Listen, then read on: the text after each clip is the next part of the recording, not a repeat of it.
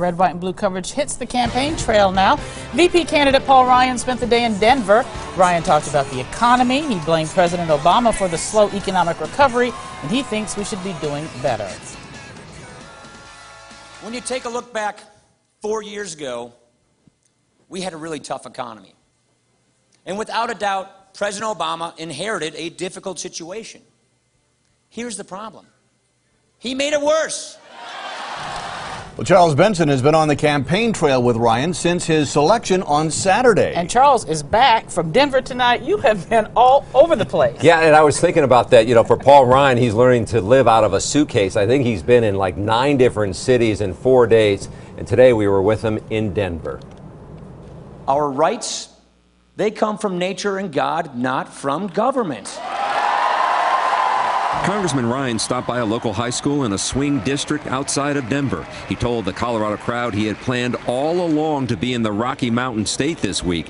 He just didn't know it was going to be as Mitt Romney's running mate. I was actually planning on being here in Colorado this week, only on my family vacation. It's day 4 for the new VP candidate, and the Janesville Republican seems to be settling into his new role as Romney's pitchman. One of the loudest applause here for Ryan was when voters were asked to keep their calendar clear on October 11th. That's when Paul Ryan goes one-on-one with Joe Biden in the vice presidential debate. Obama has cut $716 billion. Ryan is featured with Romney for the first time in a new TV ad that attacks President Obama on cuts to Medicare to pay for his health care plan. We can get this back.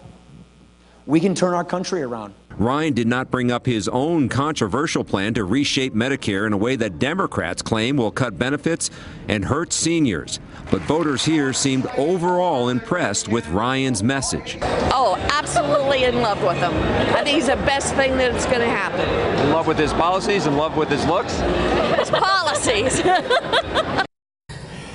Now, it's interesting in this debate so far. I mean, we thought all along that the Republicans wanted to talk about health care, but it looks like Democrats also want to bring up Medicare. So it's going to be an interesting debate. Now, some people might be wondering, hey, if Paul Ryan was on the road today, he's been on the road for the last 4 days, did he get to vote in this U.S. Senate race? Oh, good point. Yeah. And we're told he did vote by absentee, which we should have checked, which might have been a clue that we knew he was. Well, he probably knew way before we did. Yeah. But, you know, everybody's talking about how the campaign, at least the Romney-Ryan campaign, seems so much more energized. Are you feeling that when you were out there? Well, you feel that all the time when you're at these sort of campaign rallies because they do have a lot of energy in them. They play the music, they get people all pumped up, but there is sort of you can tell with Paul Ryan, people are excited about this, and of course we saw that very much so in Waukesha when he came home to his hometown. And not only is Ryan ramped up a little bit, it seems as though Romney also has become energized. Yeah, people are talking about the chemistry between the two, and Paul Ryan talked about that today and said they started to bond. That the closeness began when